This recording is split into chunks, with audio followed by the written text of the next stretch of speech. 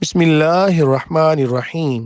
رمضان المبارک احادیث نبوی صلی اللہ علیہ وآلہ وسلم کی روشنی میں حضرت طلحہ بن عبید اللہ رضی اللہ تعالی عنہ سے روایت ہے کہ ایک اعرابی پریشان حال، بال بکھرے ہوئے رسول اللہ صلی اللہ علیہ وآلہ وسلم کی خدمت میں حاضر ہوا۔ اس نے پوچھا، یا رسول اللہ صلی اللہ علیہ، بتائیے مجھ پر اللہ تعالیٰ نے کتنی نمازیں فرض کی ہیں؟ آپ صلی اللہ علیہ وآلہ وسلم نے فرمایا کہ 5 نمازیں، یہ اور بات ہے کہ تم اپنی طرف سے نفل پڑھ لو۔ پھر اس نے کہا، بتائیے اللہ تعالیٰ نے مجھ پر روزے کتنے فرض کیے ہیں؟ نبی کریم صلی اللہ علیہ وآلہ وسلم نے فرمایا کہ رمضان کے مہینے کے، یہ اور بات ہے کہ تم خود اپنے طور پر کچھ نفلی روزے اور بھی رکھ لو۔ پھر اس نے پوچھا، اور بتائیے زکوٰۃ کس طرح مجھ پر اللہ تعالیٰ نے فرض کی ہے؟ آپ صلی اللہ علیہ وآلہ وسلم نے اسے شرع اسلام کی باتیں بتا دیں۔ جب اس اعرابی نے کہا، اس ذات کی قسم جس نے آپ صلی اللہ علیہ وآلہ وسلم کو عزت دی، نہ میں اس سے جو اللہ تعالیٰ نے مجھ پر فرض کر دیا ہے کچھ بڑھاؤں گا اور نہ گھٹاؤں گا، اس پر رسول اللہ صلی اللہ علیہ وآلہ وسلم نے فرمایا، اگر اس نے سچ کہا ہے تو یہ مراد کو پہنچا۔ یا آپ صلی اللہ علیہ وآلہ وسلم نے یہ فرمایا کہ اگر سچ کہا ہے تو جنت میں جائے گا۔ حضرت ابن عمر رضی اللہ تعالی عنہما سے روایت ہے کہ رسول اللہ صلی اللہ علیہ وآلہ وسلم نے یوم عاشوراء کا روزہ رکھا تھا، اور آپ صلی اللہ علیہ وآلہ وسلم نے اس کے رکھنے کا صحابہ رضی اللہ تعالی عنہم کو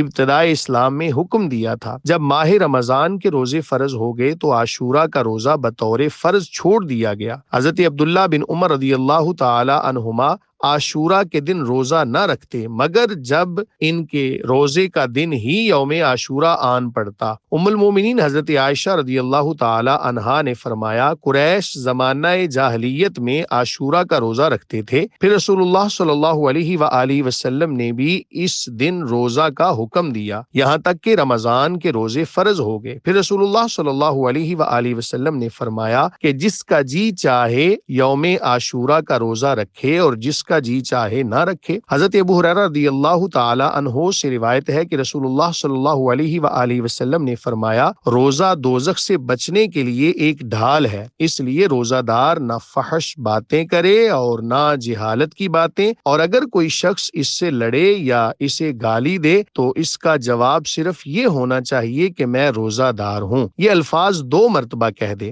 اس ذات کی قسم جس کے ہاتھ میں میری جان ہے، روزہ دار کے منہ کی بو اللہ کے نزدیک کستوری کی خوشبو سے بھی زیادہ پسندیدہ اور پاکیزہ ہے۔ اللہ تعالیٰ فرماتا ہے، بندہ اپنا کھانا پینا اور اپنی شہوت میرے لیے چھوڑ دیتا ہے، روزہ میرے لیے ہے اور میں ہی اس کا بدلہ دوں گا، اور دوسری نیکیوں کا ثواب بھی اصل نیکی کے 10 گنا ہوتا ہے۔ حضرت حذیفہ رضی اللہ تعالی عنہ نے حضرت عمر رضی اللہ تعالی عنہ سے پوچھا، فتنہ کے متعلق رسول اللہ صلی اللہ علیہ وآلہ وسلم کی حدیث کسی کو یاد ہے؟ حذیفہ رضی اللہ تعالیٰ عنہ نے بیان کیا کہ میں نے سنا ہے آپ صلی اللہ علیہ وآلہ وسلم نے فرمایا تھا کہ انسان کے لیے اس کے بال بچے، اس کا مال اور اس کے پڑوسی فتنہ یعنی آزمائش و امتحان ہے، جس کا کفارہ نماز، روزہ اور صدقہ بن جاتا ہے۔ حضرت عمر رضی اللہ تعالیٰ عنہ نے کہا کہ میں اس کے متعلق نہیں پوچھتا، میری مراد تو اس فتنہ سے ہے جو سمندر کی موجوں کی طرح امڈ آئے گا۔ اس پر حذیفہ رضی اللہ تعالیٰ عنہ نے کہا کہ آپ کے اور اس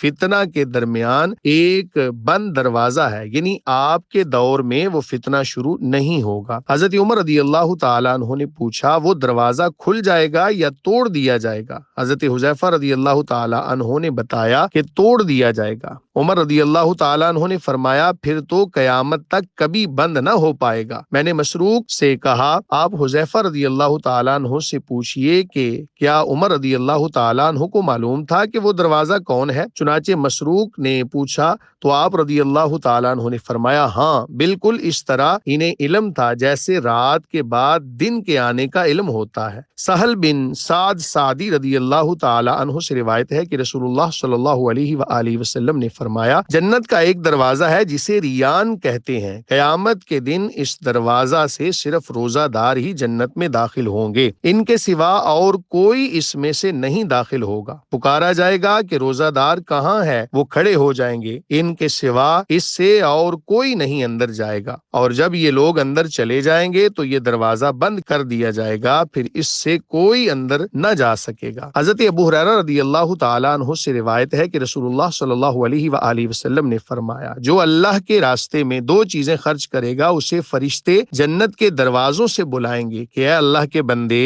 یہ دروازہ اچھا ہے۔ پھر جو شخص نمازی ہوگا اسے نماز کے دروازہ سے بلایا جائے گا، جو مجاہد ہوگا اسے جہاد کے دروازے سے بلایا جائے گا، جو روزہ دار ہوگا اسے باب الریان سے بلایا جائے گا، اور جو زکوٰۃ ادا کرنے والا ہوگا اسے زکوٰۃ کے دروازہ سے بلایا جائے گا۔ اس پر ابو بکر رضی اللہ تعالیٰ عنہ نے پوچھا، میرے ماں باپ آپ صلی اللہ علیہ وآلہ وسلم پر فدا ہوں یا رسول اللہ صلی اللہ علیہ وآلہ وسلم، جو لوگ ان دروازوں میں سے کسی ایک دروازہ سے بلائے جائیں گے مجھے ان سے بحث نہیں، آپ یہ فرمائیں کہ کیا کوئی ایسا بھی ہوگا جسے ان سب دروازوں سے بلایا جائے گا؟ آپ صلی اللہ علیہ وآلہ وسلم نے فرمایا ہاں، اور مجھے امید ہے کہ آپ بھی انہی میں سے ہوں گے۔ حضرت ابو ہریرہ رضی اللہ تعالی عنہ سے روایت ہے کہ رسول اللہ صلی اللہ علیہ وآلہ وسلم نے فرمایا، جب رمضان آتا ہے تو جنت کے دروازے کھول دیے جاتے ہیں۔ حضرت ابو ہریرہ رضی اللہ تعالی عنہ سے روایت ہے کہ رسول اللہ صلی اللہ علیہ وآلہ وسلم نے فرمایا، جب رمضان کا مہینہ آتا ہے تو آسمان کے دروازے کھول دیے جاتے ہیں، جہنم کے دروازے بند کر دیے جاتے ہیں، اور شیاطین کو زنجیروں سے جکڑ دیا جاتا ہے۔ حضرت ابن عمر رضی اللہ تعالی عنہما سے روایت ہے کہ رسول اللہ صلی اللہ علیہ وآلہ وسلم نے فرمایا کہ جب رمضان کا چاند دیکھو تو روزہ شروع کر دو، اور جب شوال کا چاند دیکھو تو روزہ افطار کر دو، اور اگر ابر ہو تو اندازہ سے کام کرو، یعنی 30 روزے پورے کر لو۔ اللہ تعالی ہمیں رمضان المبارک سے بہترین انداز میں فائدہ اٹھانے اور اس مبارک مہینے کو ویسے گزارنے کی توفیق عطا فرمائے جیسے اس ماہ مبارک کا حق ہے۔ اللہ ہمارے گناہوں کو معاف فرمائے اور ہمیں نیکیاں کرنے اور آسانیاں پیدا کرنے کی توفیق عطا فرمائے،